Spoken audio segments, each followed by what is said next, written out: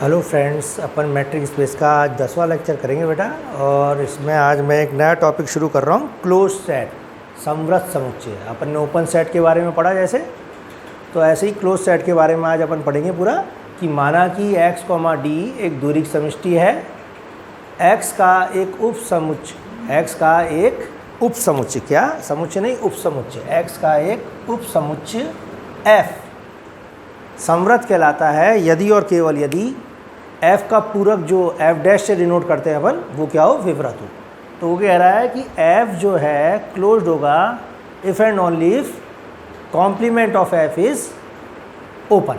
ठीक है, तो कोई भी अपन सेट लेंगे और उसको क्लोज प्रूफ करने के लिए अपन क्या करेंगे कि उससे कॉम्प्लीमेंट को ओपन प्रूफ कर दें, तो वो चीज़ क्या होगी, अपने ऑटोमेटिकली क्लोज सेट हो जाएगी। ठीक है, ये इसकी एक डेफिनेशन है। दूसरी डेफिनेशन और आएगी अभी आगे चल के, लेकिन अभी अपन सिर्फ इस डेफिनेशन से मतलब रख रहे हैं और इसी के बेस पे अब इसके एग्जाम्पल देंगे अपन। तो एग्जाम्पल क्या है इसका, पहला कि एकल समुच्चय, एकल समुच्चय जैसे A है, जहाँ A बिलोंग टू R समवृत्त होता है, समवृत्त होता है।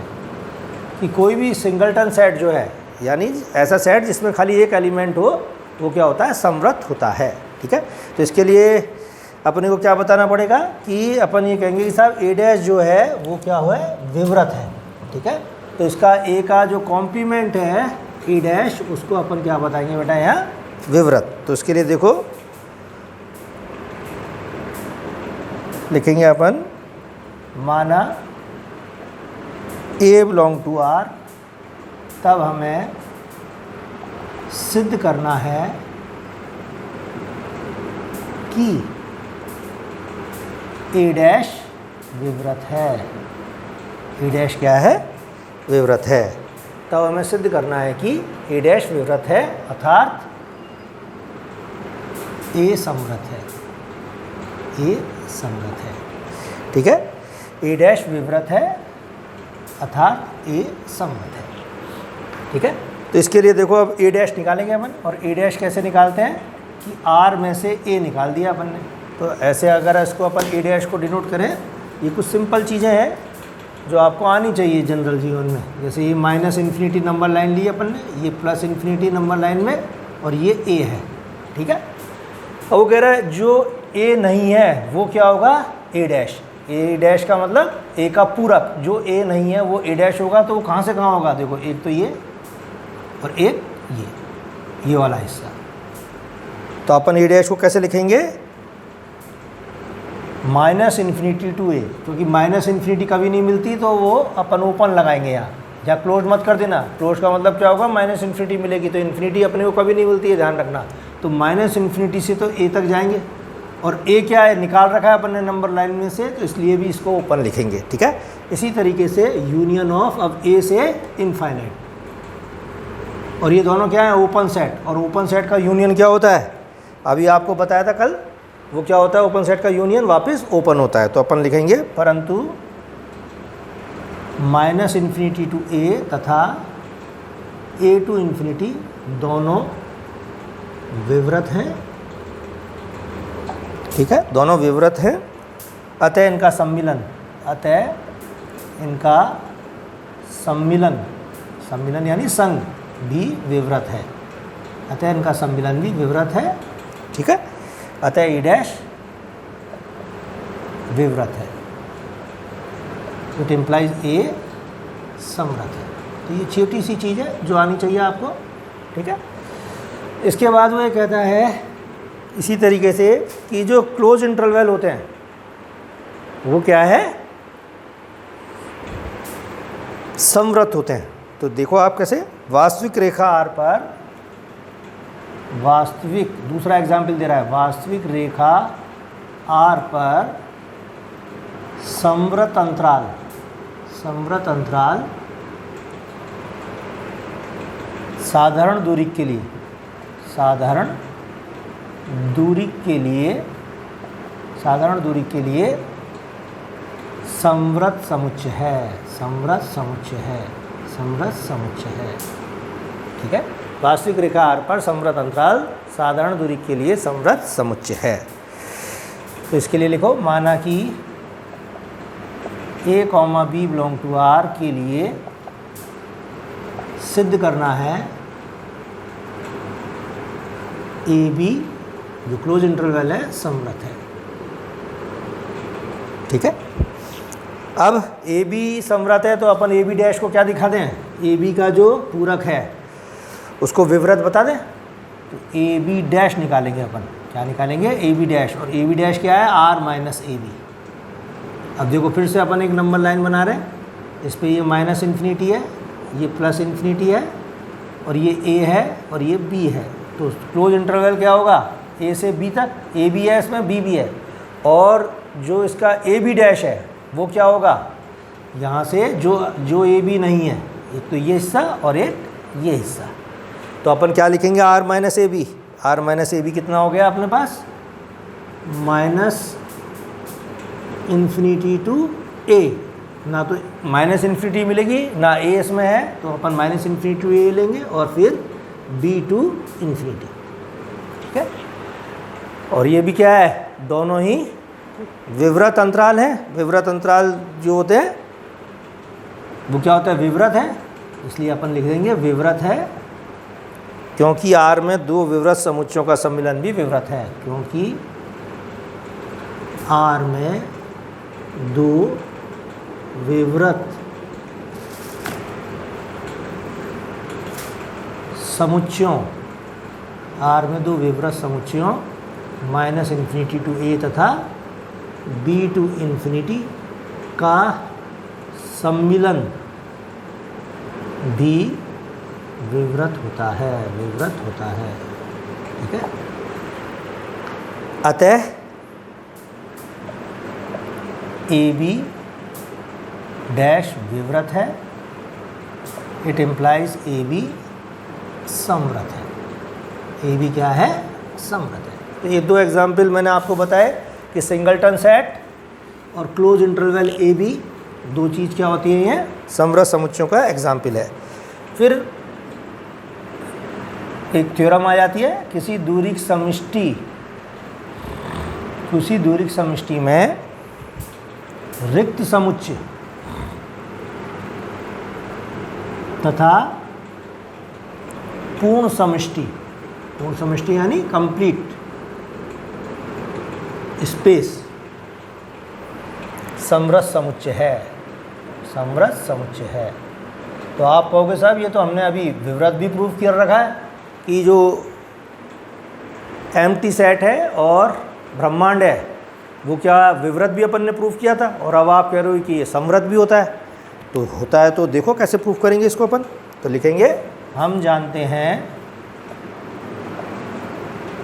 कि फाई डैश, देखो फाई को क्या प्रूफ करना है अपने को, क्लोज्ड, तो फाई डैश को ओपन कर दें। तो फाई डैश क्या होता है, जो फाई नहीं है वो पूरा ब्रह्मांड है। ठीक है, और ब्रह्मांड क्या है, विवृत है, अपन ने प्रूफ कर रखा है। ठीक है, इट इम्प्लाइज फाई समव्रत है।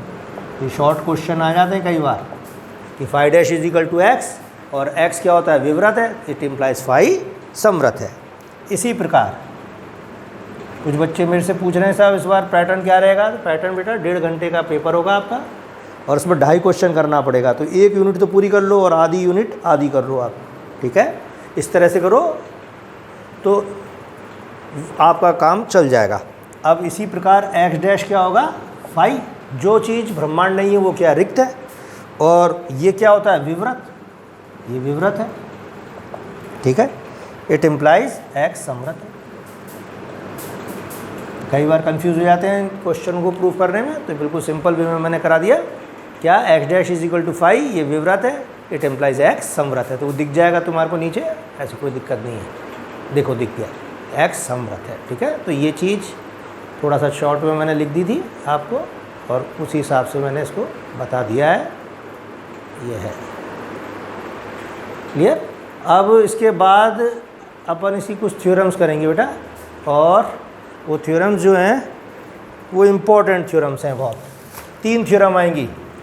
तो आज मैं कौन सी थ्योरम ले रहा हूँ कि समव्रत समुच्चयों का संघ और समव्रत समुच्चयों का सरनिष्ठ क्या होता है, वो थ्योरम अपन करेंगे। तो किसी दूरिक समष्टि में संवृत समुच्चयों के स्वेच्छ संग्रह का सन्निष्ठ संवृत होता है। क्या है theorem? In a matric space the intersection of an arbitrary family of close set is closed. तो आपके पास बहुत सारे क्लोज सेट हैं, अब उसका इंटरसेक्शन लें अपन तो वापस क्या आएगा? वो क्लोज्ड आएगा। देखो ओपन में जो चीज़ हो रही है वो इसमें उल्टा हो रही है। ओपन सेट में इंटरसेक्शन क्या होता है? फाइनाइट नंबर में होता है, ठीक है, तब वो ओपन होता है। और क्लोज सेट में इंटरसेक्शन आर्बिट्रेरी टाइम्स हो तब भी वो क्या होता है? क्लोज्ड होता है, ठीक। और इसी तरह से क्लोज सेट के अंदर जब अपन यूनियन लेंगे तो वो फाइनाइट चीज़ का ही आएगा, इनफाइनाइट चीज़ का नहीं आएगा, ये ध्यान रखना। तो किसी दूरिक समष्टि में समृत समुच्चयों के स्वेच्छ संग्रह का सन्निष्ठ क्या होता है? समृत होता है। थ्योरम करेंगे। माना कि बहुत सिंपल थ्योरम है, x, d एक दूरिक समष्टि है, ठीक है, तथा माना, अब आपको ये लेना आना चाहिए स्वेच्छ संग्रह, तथा माना fi is such that i belong to i। जब भी स्वेच्छ संग्रह लेंगे तो आप कैसे लिखेंगे? fi such that i belong to i। और परिमित लिखेंगे तो कैसे लिखेंगे? f1 f2 fn, ठीक है।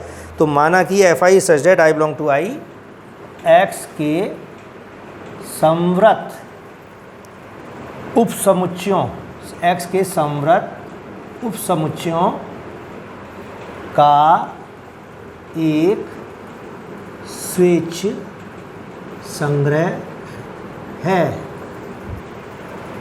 हमें सिद्ध करना है,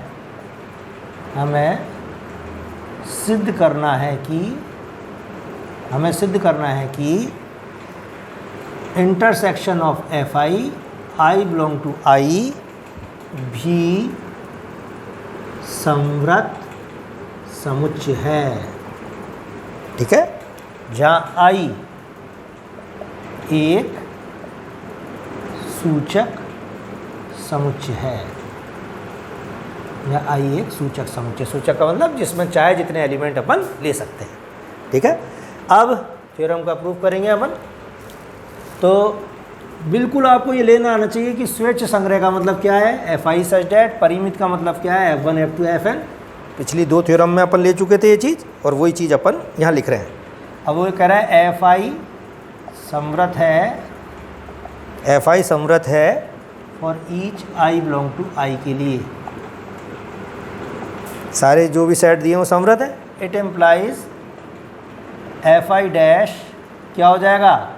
इसका कॉम्प्लीमेंट विवृत है for each i belong to i के लिए, ठीक है। और जब fi डैश विवृत है तो इनका यूनियन fi डैश का वो क्या हो जाएगा? विवृत। अपन ने पहले थ्योरम करी पिछले टर्न पे, ठीक है। और यहाँ ब्रैकेट में उस थ्योरम को लिख देंगे, विवृत समुच्चयों के एक स्वेच्छ संग्रह का सम्मिलन विवृत होता है। बस आपको थ्योरम लिखनी है यहाँ पर। ऑनर्स वाले चाहे तो इसको प्रूफ कर दें, ठीक है, लेकिन यहाँ पर अपना काम पास कोर्स में तो चल जाएगा और ऑनर्स में भी चल जाता है, ऐसी कोई बात नहीं है, ठीक है। विवृत समुच्चयों के स्वेच्छ संग्रह का सम्मिलन विवृत होता है। अब देखो डी मॉर्गन लॉ लगाएगा वो। डी मॉर्गन लॉ में क्या होता है कि जब अपन कॉम्प्लीमेंट लेते हैं, हमने डिस्क्रीट में पढ़ा था ना, तो वो इंटरसेक्शन को किस में कन्वर्ट कर देता है? यूनियन में। जैसे अपन ने इंटरसेक्शन ऑफ fi का कॉम्प्लीमेंट लें अपन, तो वो इंटरसेक्शन को किस में चेंज कर देगा? यूनियन में। तो वही चीज़ जनरलाइज अपन ने डी मॉर्गन लॉ लगा दिया है, और इसका कॉम्प्लीमेंट अब क्या लिखेंगे? ये विवृत है। बात तो ये वही है, वही चीज़ लिखी है मैंने, लेकिन इसमें बस ब्रैकेट के बाहर कॉम्प्लीमेंट लगा दिया, तो ये इंटरसेक्शन को किस में चेंज कर देगा?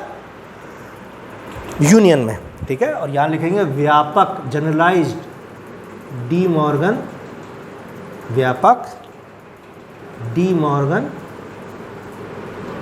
नियम से, व्यापक डी मॉर्गन नियम से। अब ये चीज़ विवृत है तो ये क्या हो जाएगी अपने पास, इट इम्प्लाइज, बिना डैश के ये चीज़ क्या हो जाएगी, समृत। तो इसे लिखेंगे आई बिलोंग टू आई समृत, और ये सिद्ध करना था। तो देखो 3-4 लाइन में थ्योरम हो गई, पर कंफ्यूज हो जाते हैं बच्चे, और फिर बाद में एग्ज़ाम में नंबर नहीं आते तो गाली बकते कि भाई हमारी तो हम पूरा करके आए थे, एग्जामिनर ने ऐसा कर दिया वैसा कर दिया, फिर मेरे पास मत आना तुम। एफ आई समृत है, एफ आई डैश विवृत है, इनका यूनियन विवृत है, डी मॉर्गन लॉ लगा दिया सीधे सीधे बस। तो कंफ्यूज मत होना, थ्योरम बिल्कुल सिंपल है, बड़े आराम से होती है। अब इसके बाद वो कहता है कि परिमित संख्या में समृत समुच्चयों का जो यूनियन है वो भी क्या होगा, समृत होगा। तो इस थ्योरम को अपन नेक्स्ट लेक्चर में करेंगे बेटा।